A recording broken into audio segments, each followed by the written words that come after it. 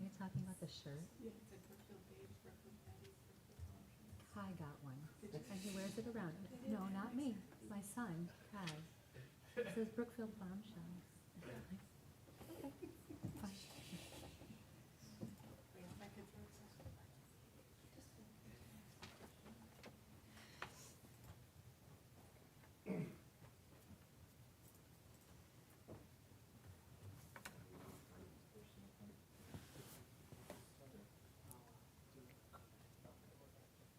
Olivia, are we ready to go from your standpoint? Okay. Okay, we're going to get started with the committee of the whole meeting. If, again, the board members can make sure you have your microphones on. Okay, it's 7:12 PM on Monday, July 14th, 2025. I'd like to call to order the Village of Brookfield Committee of the whole meeting. Noah, can we have a roll call for the committee, please? Trustee Ketchmark? Here. Trustee Whitehead? Here. Trustee Hendricks? Here. Trustee Naramatsu? Here. Trustee Gahuli? Here. Trustee Kaluzny? Here. President Garvey? Here. Thank you, Noah. Yeah, and Noah Wright filling in as Deputy Village Clerk for Clerk Melendez. Thank you, Noah. The first item, we have a discussion regarding an amendment to the Village Code, Chapter 6102, S1, SS1, S2 subsidiary license to allow Class 14 liquor license holder to hold a Class S liquor license, and 6103 outdoor cafes to allow order and food service as a qualifier to Class S subsidiary license. We have a very detailed memo, and as you'll notice, our deputy clerk is now left the dais. He is not just a deputy clerk, he's also a presenter, and That's why he wore that suit. so Noah did the great job on the memo, but if you could explain to the board, more so the public, what the recommendation is here to kind of clean up the class licenses, liquor licenses. Absolutely. So to give some background, and staff was reviewing the special event permit for Imperial Oaks upcoming event, Beats and Brews, and upon reviewing all their checklist items, realized they did not have an outdoor liquor license. And earlier in the village board meeting, we issued them a Class 8 just to handle their one-off event. In 2020, in the first February meeting, they were issued a Class 14 license. The Class 14 allows the retail sale of alcoholic liquor, including beer, manufactured on premise for the purpose of a brew pub. Only Imperial Oak has this license. And later that year, in July, they installed a patio on the east side of the property. Despite the change in service, the business did not update their license and operated without a Class S liquor license. For those who don't know, a Class S liquor license allows businesses to serve either on private, public, or a combination of private and public entryways. For Class S and S2, that is for only on private property, where S1 is a sidewalk cafe. So you see some of those along Grand Boulevard. S3 is assigned to a special event, which ties into some Class 8 events. So, for example, the upcoming event on Broadway, the Classic Car Show at the Chamber, that would be an example of Class S3. For Class S, currently the code only allows those who obtain a Class 1 through 7 or 9 through 12 license. And as Imperial Oak has Class 14, they are not allowed per the code. Currently, we have 8 Class S licenses, 2 Class 1, 0 Class S2, and 2 Class S3, and those expire when the Class 8 event assigned to that event expires. So what are we asking? So there's 2 sections of the code we want to highlight. The first one is Section 6-102, and this lists out the qualifications and what applicable classes can get a Class S. We would amend that to include Class 14, which would give them eligibility. The second amendment is regarding in 6-103, discussing food service, and to have a Class S or S2, and based on the requirements of, based on their current business use, they would qualify for a Class S. Food service has to be tied in some way. So as they operate a brew pub you're asking for them to be exempted from this requirement. And furthermore, one of the reasons why this happened is the Class S liquor license was created before the Class 14, and there was just not that alignment when the Class 14 was created. And this would offer businesses like Imperial Oak and others in the brew pub industry to operate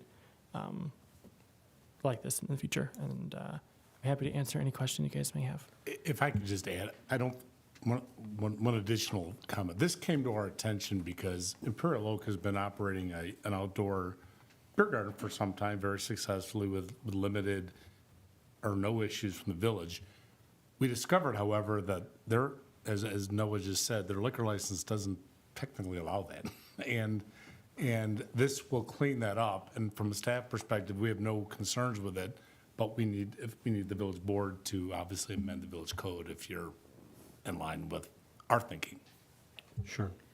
And if you look at the timing, I mean, the July 2020 was right in the midst of COVID when we were allowing the outdoor areas, because that was basically all that was done at the time. And obviously Imperial Oak has been I can report there have been no problems with Imperial Oak from a liquor license standpoint in the past. I mean, this is, I think, one of those cleanup sections where, we know this has been going on, there hasn't been a problem.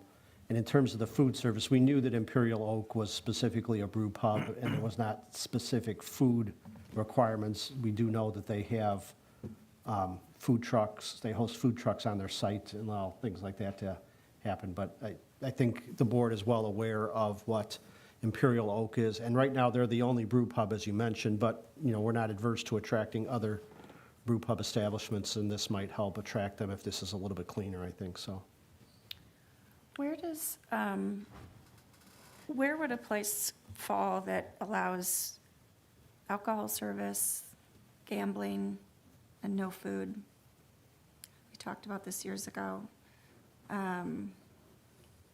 Like, what class would that fall under? Because I thought that we did not allow that because there would be no food service. I don't know. Do you remember? Off the what I'm top of my talking head, I don't know what class is either. attributed to what pubs or taverns, as I call them. I think it's their classes 1 through 6. Okay. But some of those are grocery stores. Some of them are your pubs or your taverns. However, just because you are class 1 through 6 does not automatically qualify you as eligible for an outdoor cafe. There's distance requirements in section 6103 in order to have an outdoor cafe, as well as this requirement that you're either some kind of food service. Either your primary business is food service or your primary business is alcohol service, but you also serve food is a requirement in section 6103. Okay. But your question also related to gaming? Yeah. I mean, we don't allow just alcohol establishments just to have gaming. Right. That's not been allowed, it's been the policy of the board. So and- nothing has changed with that? Okay. Correct. Okay. Oh, thank you. Other questions or comments from the board? I just, the part that's bolded in the memo about the serving of food is incidental. So does the fact that they are serving food sometimes not allowing them to have this, or it doesn't matter whether they're serving food with food trucks or not, this license still would apply? It's been my recommendation that we clarify section 6103 to carve out a class 14 from the requirement to serve food incidentally to their business. The way I read the code is that there must be some food service provided by your main license holders. And in discussion with staff, it's my interpretation that just allowing food to be served through an outside vendor on the property might be ambiguous to satisfying the requirement to have some kind of food service, thus necessitating this conversation now about how we're treating class 14s, specifically this one that has a model where they bring in a food truck some days a week, but not as a permanent food service. Thank you. Other questions or comments from the board?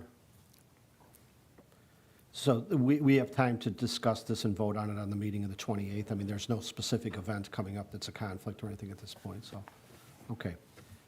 We'll give the board a chance to talk about this. If they have other questions, they can reach out to Noah or Adam on this, and we'll vote on this. We'll put it up for a vote on the meeting of the 28th. Thank you, Noah. Okay, and the last item we have is a continuing discussion concerning a resolution to adopt an economic incentive policy. We did talk about this at the Brookfield Economic Development Corporation vetted this, brought forward recommendations. We talked about a previous committee. There was some input from the board. At the board's request, we put it up again for a committee meeting. Libby had given us a previous memo, gave us an updated memo now. Libby, is there anything you'd like to add in terms by way of explanation or clarification since the last meeting? The only items that I pointed out are some of the items that the board referenced in terms of adding additional guiding principles and definitions that we have. So there was a definition for some of the more common terms that are used. The guiding principles, adding the eligibility grants, that you can't have any defaults with the village, no violations and so forth. Those are the red line changes. Tax increment finance, we added that, an explanation of what that means within the comprehensive code, within our comprehensive plan, just to, illuminate that a little bit further. And then for the property improvement, we added some of the environmentally sustainable upgrades. So those are the main changes to that. I did have one additional recommendation that's not in the draft, and that is just to tie it in and clarify it a little more. The eligible costs have to be directly tied to a facade in the overall project and not just independent a la carte sustainable upgrades. So unless there's any objection to that, I would include that in there. And then. Could you go back, just go back, because that's something new. Does the board have any, is there any board members have issues, questions related to that provision? Oh, thank you for adding that. I wanted to share that I did bring this up at the Conservation Commission meeting, and there's a couple of folks that would like to look at it further. I will share this with them that it was added, but they have not been able to pull together a meeting between our last board meeting and this one, so maybe it can be something in the future. Sure, and But this this is great. policy is intended, it can be upgraded and added as needed. I do appreciate that it's in there. I think that these specific policies are intended to, they're economic development policies, so they're intended to change the look of the area to elevate everybody. And I do think that if we were to make it so that people could get these grants for just solar panels on their roofs, while that would generally help the community, it doesn't help raise the look of Grand Boulevard or Ogden Avenue in the way that we're trying to, in the way that we're trying to do with these grants. So I do appreciate having that there. I think the one thing the Conservation Commission wanted to try and have as a supplement is there are grants available for other things, and so if they pulled together a list of other incentives that a business or future building might want to look at outside of this, that you could, if they want to do those other things, say like, well, look over here, there's these other Grants funding that would be opportunities available. for those types of projects, and so they're happy to pull together that list. That would be great. They're so great. They're great. Yeah. I'm sorry, Libby, I kind of cut you off. Was there other things you wanted to summarize? Or? Just a couple of additional provisions that were added, just the environmental enhancements, just clarifies it a little bit more that we're encouraging environmentally responsible elements into the project scope. And then Section 8, which combines policy review, evaluation, criteria, and updates, just again, defining it, clarifying it more, that it's going to be reviewed yearly by the village manager or a designee, that the village manager can make procedural revisions for applications, updating forms, submission requirements, all the internal structure, but any substantive changes do have to go before the board for board approval. And that the village could consider a combination of incentives, that came up last time, as needed, and the village reserves the right to withhold or reduce or eliminate any of the incentives at any time or modify them as needed, and that the projects have to be evaluated based on merits with no incentives that are provided as of right, just because someone applies for them. And I appreciate you putting that in. I think Trustee Hendricks and others brought it up that, we kind of knew what we wanted, but to put it in there makes it clear that these are not necessarily of right. They're a policy. We want to attract people. We want to give them some predictability. But ultimately, it comes down to the board has to weigh the benefits of a potential project versus incentives that we might give. So while there are guidelines, this board and future boards can still decide, is the proposed incentive something they want to offer in exchange for the potential development and benefit to the community. So I appreciate that language being in there. And I agree with the board that it was good to clarify these things and make it, the clearer it is, the better, so. Trustee Whitehead, did you have? Yeah, I was going to say the same thing, President Garvey. I appreciate the updates to the draft. I think, there are some eligibility criteria in here like public benefit and blight that could be subjective. So I think defining them as best we can is important, not just for this village board and this current staff, but for future boards and future staff that will be using this policy. And to President Garvey's point, our role in evaluating eligibility, I think, is going to be critical moving forward as representatives of the public. Something like the but-for test for the property tax rebate, right? There's potential significant revenue loss for the village in that scenario. So, and something like, would this investment be made without this incentive? I think a lot of the people making that investment would want to make that case, right? So that we can use consultant support to evaluate the argument and the data that they're making. And, before we make a major decision like that, I think it's something we'll have to obviously monitor moving forward. But altogether, the package, I think, is exciting because it continues to advance the development we're seeing across the village and will put us in an even stronger position moving forward. So, yeah, I look forward to more conversations using the policy. Other questions or comments from the board? Couple comments. We talked about this a little bit at the last meeting, and I'm wondering if this is something that gets dealt with in the definition section as it relates to property tax and sales tax rebates, abatements. Again, we're talking the village share of that, not the overall, which, the village share of sales tax is 1%. So if somebody comes in and thinks there's a rebate possibly of a 10% sales tax like we pay here, that's not correct. Right. I'm wondering if we have something like that in there to show that, because it's property tax too. We wouldn't be rebating or abating their property taxes other than the 25% that is the village share, correct? Correct. So maybe that's something that's dealt with in the definition section? That can be included, I can add that in there. There'll be additional definitions that'll be in the application depending on which incentive they're applying for as well. That'll be fleshed out even more. And then on the Cook County programs, again, on the Class 6B, that still would apply to the Southview Industrial section, because again, it lists the Ogden Avenue and 47th Street. But in terms of the industrial area, we do have Southview that stretch from Maple to Kemen. And then, Oh, yeah, I can include that. That's the Southview portion of it. and then to that whole section though, do we have any oversight review of the county program in this? Not in this policy. So that would be something that would be in an application, so when they apply for it. But aren't these county programs where They the are. county would review it and approve it or not approve it, where That it is wouldn't be correct. up to us? Right, we would simply be on board if we were inclined to be on board for some type of, like a Class 7B reduction. But do we want to We note would- that somewhere in there that, these are programs available through the county, We can direct them certainly to the website to where they would be able to get all the information. that, or that these are subject to county approval? It's different than the other incentives we'd be offering where it'd be up to us. That can be added.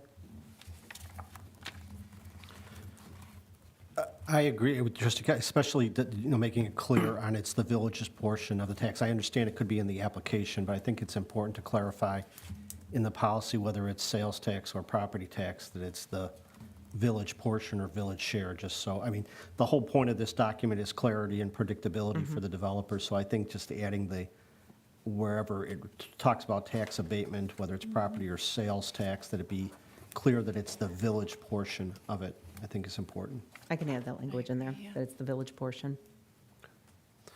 Thank you for making all of these changes. I appreciate them. And I want to point out also the performance benchmarks. I think that's an important thing that we are able to measure, that we're actually getting the benefits that are intended from these policies. One thing I might recommend as we move on and as the facade and renovation grants, the PIP grants, get adapted and the business signage gets pulled out of that, these facade grants, it may make sense to change the review of them from the EDC to the PZC, because as they get bigger, they're more to do with the physical space and the look of the facades. That may be a good change.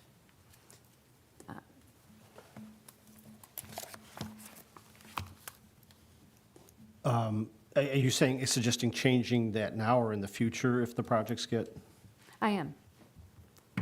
I think that it would help take some of the work off of the table for the Economic Development Commission. I also think that it's a good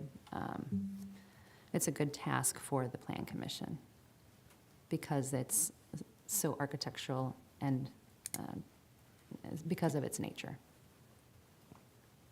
Libby, you have a position on, I mean, if it's the board members, I mean. That was something that was actually discussed in front of the EDC, with the EDC ultimately giving a recommendation to keep the PIP together. But it was something that was brought up because we split up the PIP into 2 tiers, one being just the signage, which is at a smaller dollar amount, and the facade and renovation improvement at a higher dollar amount with some additional requirements on there. So if the board is inclined to add that in there, that could certainly be changed. Well, is there suggested, I mean, well, how does the board feel about that? I mean, kind of splitting up the review, the vetting of it basically versus the EDC versus planning and zoning, based on the nature of the project? Did the EDC have a position? Well, their recommendation was to keep it all together, but Oh. they weren't opposed to the PZC doing it. So it would be the PCC, like recommending the grant or approving the design is legit? I suppose it would be recommending the grant. It would also help avoid smooth a lot of these, I shouldn't say a lot, but occasionally they require variances as well, and so that could help streamline the process. Right, some of the municipalities do have it where a PZC or BZA reviews these types of grants for that exact reason, because then it might include a variance, a special use or something like that, of that nature. And it's usually a higher dollar amount as well. So it wouldn't go to the EDC. It would just, EDC would look at, the PIP portion for signage, but everything else would go to the PZC if the board is inclined to do And I it. guess that's what I was trying to clarify. So the PIP, the signage would still Yeah, the signage could stay with the EDC. EC. Right. I guess my only concern would be slowing the process if it has to go through multiple commissions and. It wouldn't go through We're EDC saying and replace. PZC, no. Okay. That was not the recommendation. Got it. Yeah, it would just be, instead of the EDC, it would be the PZC, if the board's inclined to switch that. It Or sounds like that it would, portion of it, since we have 2 tiers now. yeah, it sounds like it would almost expedite that process, in case, like you think said, it there are any could. of those other scenarios. But if they're going for signage and facade improvement, then does it need to go through both?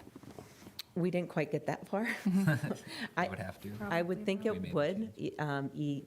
EDC would vote on the signage, and that can go separately. But the processes could go Or simultaneous. simultaneous. Simultaneous. Okay, I'm just looking for a consensus from the board and direction. Is there a desire to split it up with the PIP going through the EDC and others going through the planning and zoning? How big of a burden is that on the business owner? Is it just a pretty simple process, like to do both of those, or is we creating a hassle? Or I don't think that the process would change. It would just go to a different It would commission. just go to. Right, and maybe, if it's the signage and for the facade, they're bundling it together, then it would maybe just go to the PZC instead of EDC and PZC. If it's just the signage that's Got it. just in front of the EDC, it really depends on, it would be very burdensome if they have to do both, and then a committee of the whole, and then Right. board approval. I think when we started this, it was meant to be a pretty streamlined process. At some point, some of the discussions have probably been too streamlined in some of the approvals. But we certainly don't want this to take months to get approved, No, especially for a $2,000 sign grant or something. Right. I'm leaning towards Trustee Hendricks, your recommendation, just because if there are variances or anything else needs to be considered, you can just take care of it all at once. But if a variance isn't required, it still wouldn't have to go before the board. It would just be recommended, like, and be on committee of the whole, not, or I'm sorry, just the A recommendation omnibus. for the or- grant. Right. It wouldn't have to wait 2 board meetings like a variance would. Correct. Right? Well, yeah, you do have it. You Your do. process is everything goes to the committee Everything. first. We Right. can skip that part of it on a regular, on a straightforward, but that's a debate that you need to have as Okay. a board. That's our practice. Correct, there's not a requirement to come to the committee of the whole. I thought on occasion, we might have come directly to this board for PIP grant approvals, especially when the Economic Commission was vetting them first, but you could take it directly to the Board of Trustees if you would like. And I mean, this is an issue that staff has broached with me in the past about bringing some things directly to the board meeting. We can still discuss them at a board meeting as we do with the committee of the whole. So I'm open to input from the board on that. It just because it's up on the board meeting doesn't mean that we can't discuss it. That 2-week window between committees and boards sometimes is there just to get public input, but I'm open to the direction of the board if you'd like some of these things to, especially time-sensitive development issues where there's, whether there's unanimous recommendations. I guess I could, if I get direction from the board, I could use my discretion and put them on a board meeting, and then if you say you want more time, then you get more time, and we can use the board meeting as a bit of a committee meeting and continue it to another meeting going forward. So that will help expedite the process. I guess I would recommend that, expediting the process. If it's already being vetted by planning and zoning, and they're going to be vetting it pretty thoroughly, or the Economic Development Commission, I don't know that we need to discuss it then 2 more times. And Especially one if of the it's- incentives is fast-tracking it, too. We do reference that in there as part of a fast-track process for permits and everything. So that would cut out one step. But in general, we're talking about this specific incentive policy as opposed to cases in front of the Planning and Zoning Commission. They always vet things for us, so I mean, I think, we could still committee those, and again, I could reach out to the board if individual issues come up and there's time-sensitive things, but Yeah, I'm thinking of items that are applying for the grant but not requiring a variance. And just for the PIP Correct. incentive, not for the other incentives would still come to the committee first. right. Yeah. Okay. Works. All right, is that a clear enough kind of consensus? And can we get these changes done by the 28th? We can. I just want to clarify, so for the business signage, if it's just that, it stays with the EDC still. It's only for the facade and improvement grant, or if they're bundling both together. Correct. Okay.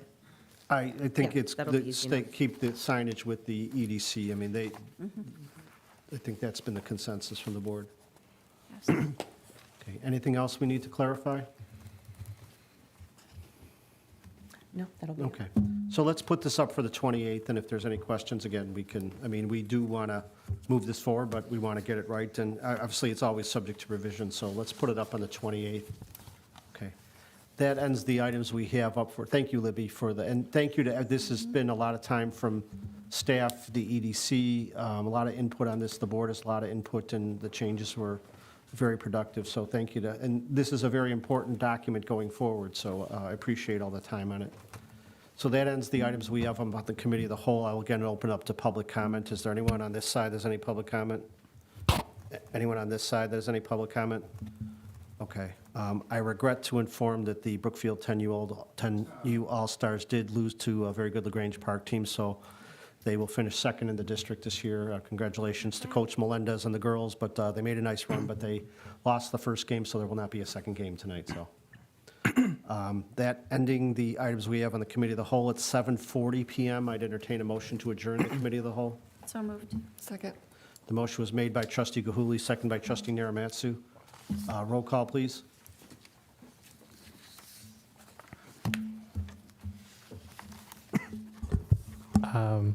Trustee Ketchmark. Aye. Trustee Whitehead. Aye. Trustee Hendricks. Aye. Trustee Naramatsu. Aye. Trustee Gahuli. Aye. Trustee Kaluzny. Aye. Motion passes. Okay, we're adjourned at 7:41 PM. Thank you for coming, everybody.